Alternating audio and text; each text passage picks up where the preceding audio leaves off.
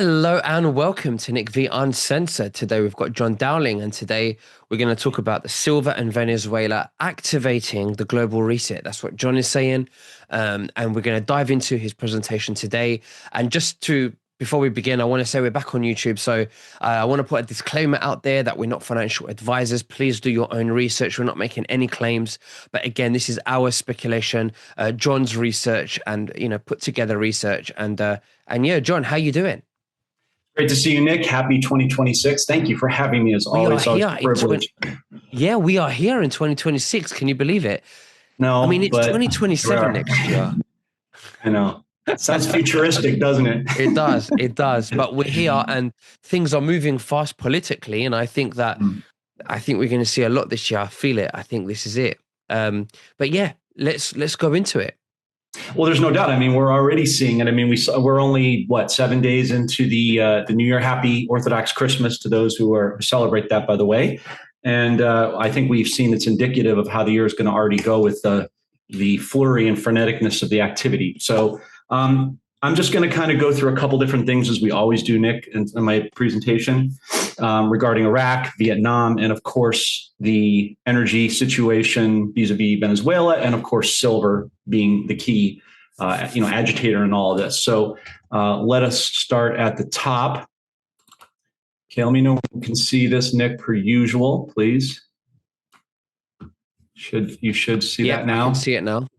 So this broke this morning, and we fact checked it. So it is confirmed. I have another article that will support that for those who are interested in such things. Excuse me. According to War Radar 2 on X, U.S. Army Delta Force units have reportedly been deployed to Iraq's borders amid rising tensions as Iran-backed militias refuse disarmament. Okay, so you'll note, Nick, I'm sure you probably see because you keep up on all this, one of the largest corrupt organizations within Iran, the mullahs, have been flushed out and trying to exile to Russia.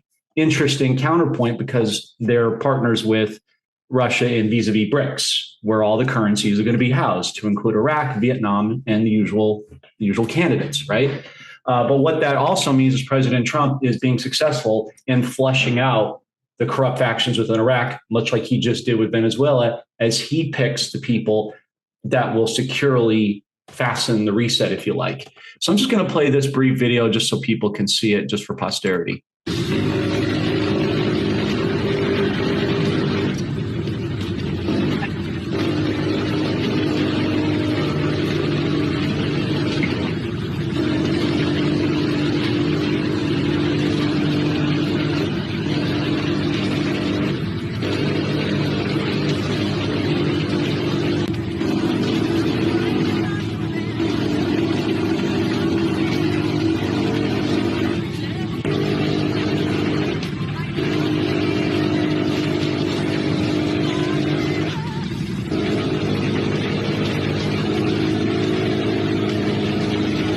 Okay, so coming out of that, let's go to the next part here. This kind of supports that visual we just saw. Iraq's Prime Minister Soudani, military to full alert amid regional turmoil. Now, this underscores what we've always talked about, Nick, consistently for years, right?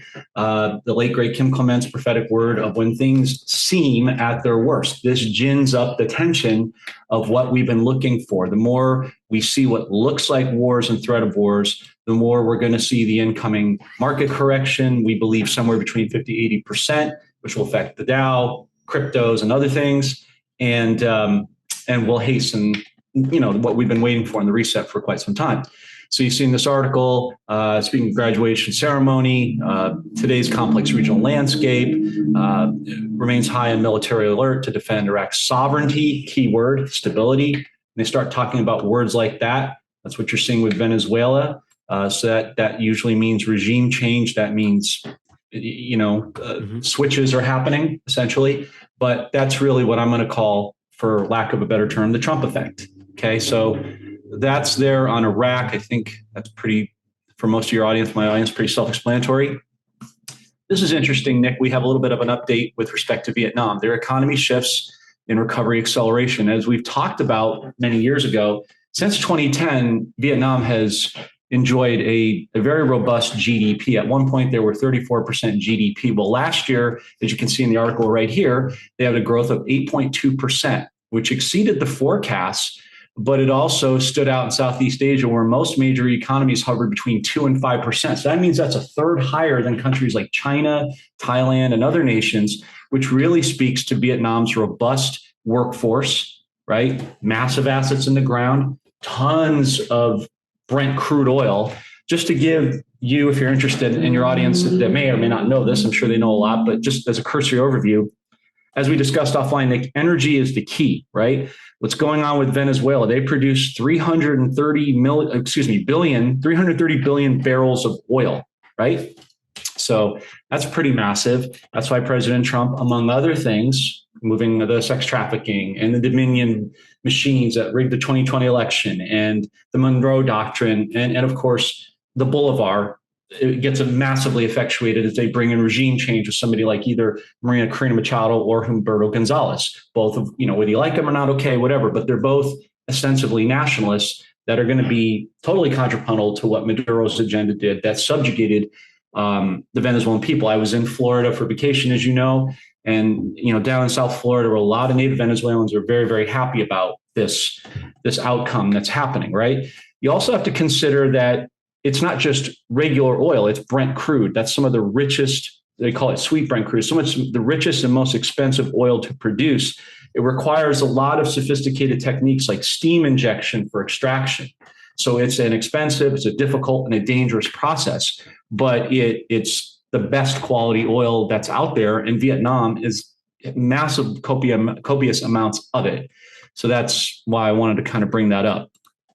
Complementing that subject, Nick, right here, if you can see what I'm looking at, globally, Iraq is now labeled as amongst the 4 largest countries in oil reserves, right up there with Saudi Arabia. That's huge because we're going to be getting a lot of oil from Iraq. We all know that they've had tons of oil, but what many did not know until the last couple of years is how much they have in diamonds and gold and silver and many other natural earth mineral rights. So, Trump is kind of going along doing this whole thing with, Vietnam, with Iraq, obviously Venezuela. He's going to be dealing with Greenland. So it's going to be this sort of repetitive pattern, nationalizing these countries while being able to territorially, control a lot of the mineral rights that will benefit the U.S. and ultimately a lot of these countries as they power up their currencies, as they obviously need to do.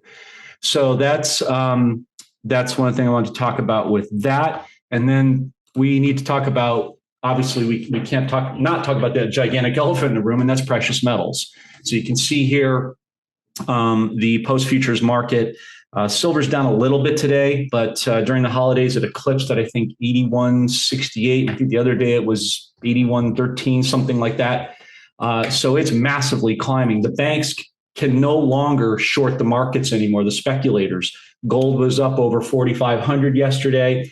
Trump's just going to let this thing go up and up and up.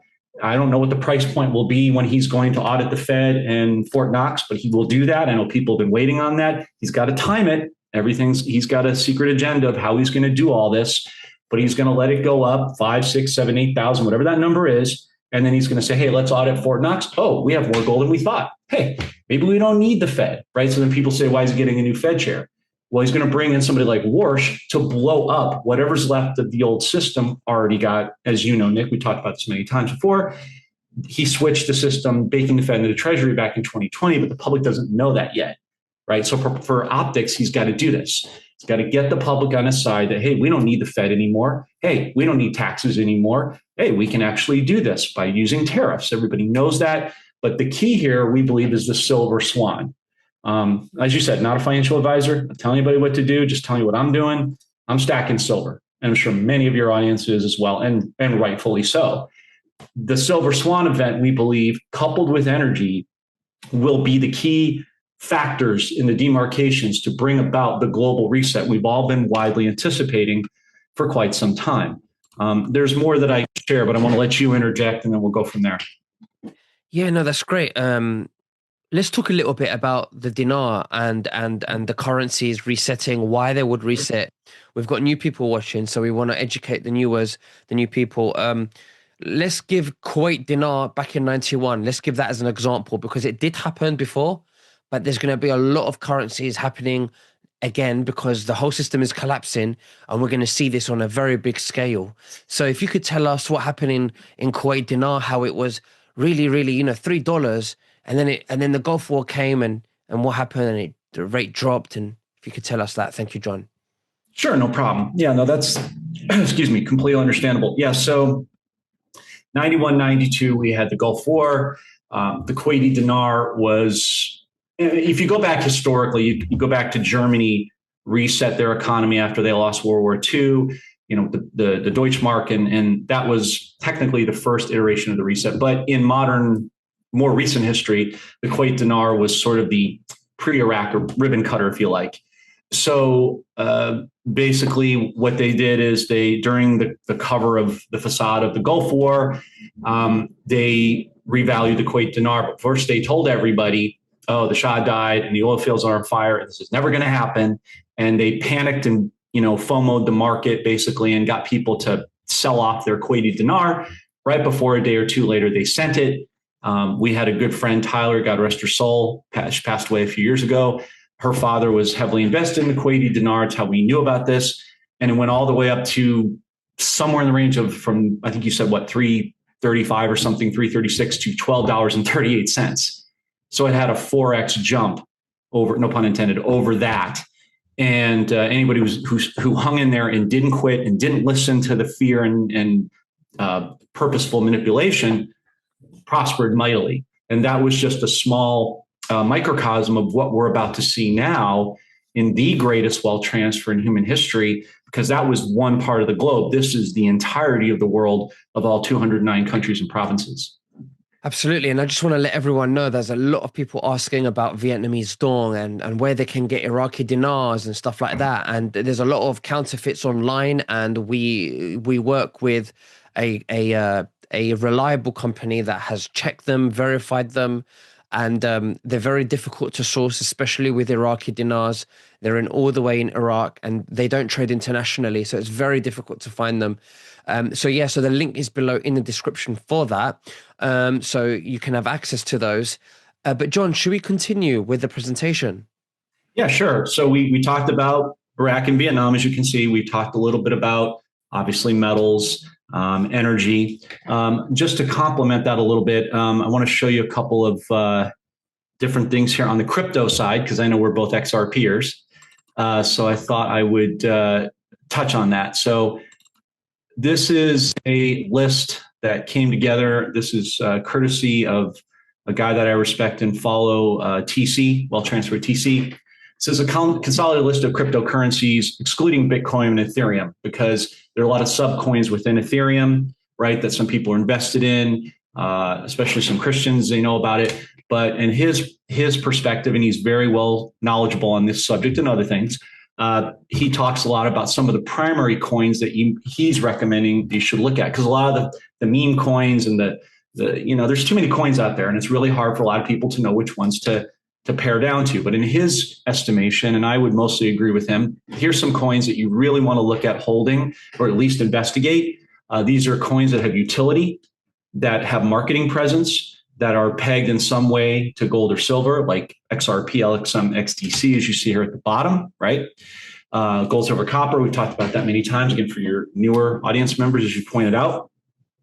But you also want to see people, companies that are heavily funded and are going to be able to ride out the storm during the market correction that we believe is coming up sometime late in the first quarter. So you've got Cardano, Aptos, AXL, Cosmos, of course, Bitcoin Cash, ETFs too. Check and see if some of these coins are tied to ETFs like XRP will.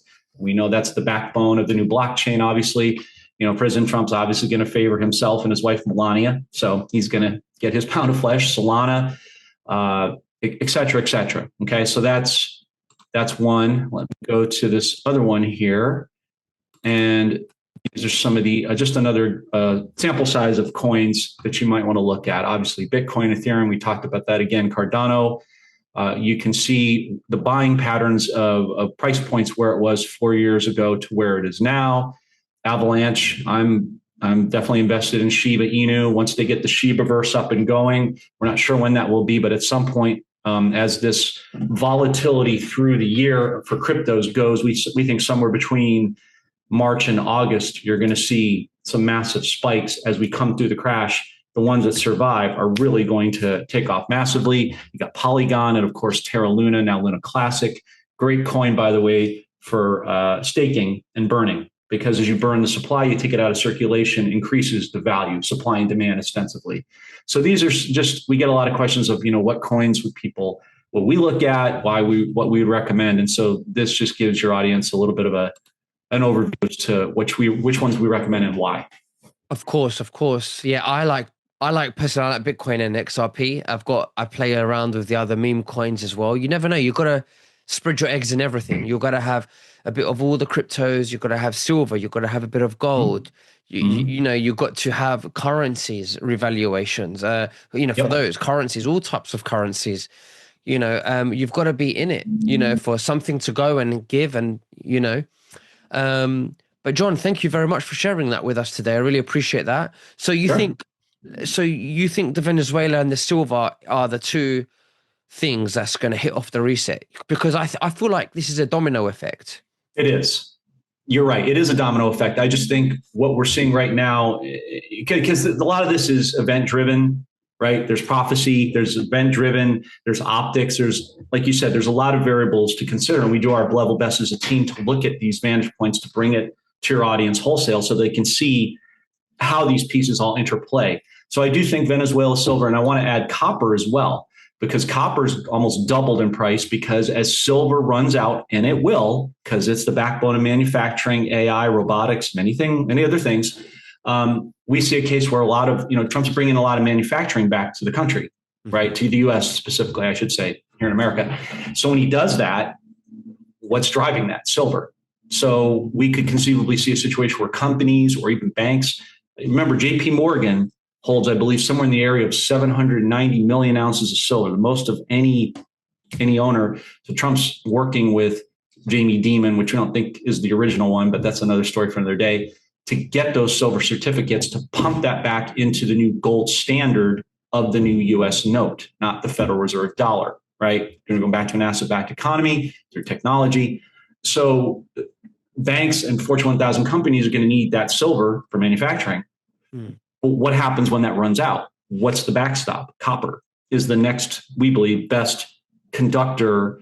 It's already used in copper piping, for homes, copper pans, cooking, things of that nature. It's got a lot of uses. It's great for healing and energy and so forth for the body. So it's a natural backstop for when silver runs out. Absolutely. Now, what happens when then silver goes, really expensive? Then wouldn't things become expensive, like technologies and televisions and iPhones and other technologies, or even like doing, I don't know, construction or anything? Well, yes and no, because as Trump drives down the energy costs with oil, right? That when you hear, I'm sure it's the same in the UK, here in America, the most expensive thing is energy, right? Diesel trucks bring the food. If diesel goes up, they pass that cost to the grocery store, which comes back to you. At the pump is the most obvious way. So as you drive the energy costs down, that will help, but it will create a disproportionate spike in the price of silver. But the more important issue, other than the cost, Nick, that I don't think enough people talk about is delivery. Remember during COVID when they put out toilet paper and paper towels and there was a run on it and all that, and people didn't care what it cost because they just had to have it, right? Because they manufactured the FOMO. Same thing with silver. Either you have two issues at play: of the price, but then you have delivery. And if you can't get it, the price becomes less relevant because getting the inventory is the key. What I would recommend is people not sell silver when it goes to $100, because you start giving that to pawn shops. Now they start stacking. They've got the supply and the leverage, and you're probably not going to get the premium cost back that what you invested into it, as opposed to holding onto it. Because now the key, Nick, is silver isn't just protecting your wealth like gold. It's now making you money. Now it's on offense because of what we talked about with manufacturing and the fact that something like stellar lumens is pegged to silver. So now as the cryptos succeed, the ones that last, it actually pumps money into the metals. So it becomes a win-win situation. Like you said, diversification is the key. You're holding all these things in a circular pattern. They all start to complement and make monies for each other. and then you can use it, to buy land, mineral rights on the land. Quantum technologies we're going to come into, because we're going to get to a point where at some point, we're not going to need gasoline anymore, because we'll have all of these technologies coming out post Nasara Jasara that will be much cheaper and then defray some of the cost from silver, if that makes sense. Absolutely, absolutely. Well, John, thank you very much for sharing that with us today. I'm going to leave the link below. Don't forget the currency link below for all currencies, including the Vietnamese dong and the Iraqi dinar. Click the link. And John, we'll speak again very soon. Thank you very much for your presentation. Bye bye. Thanks for having me.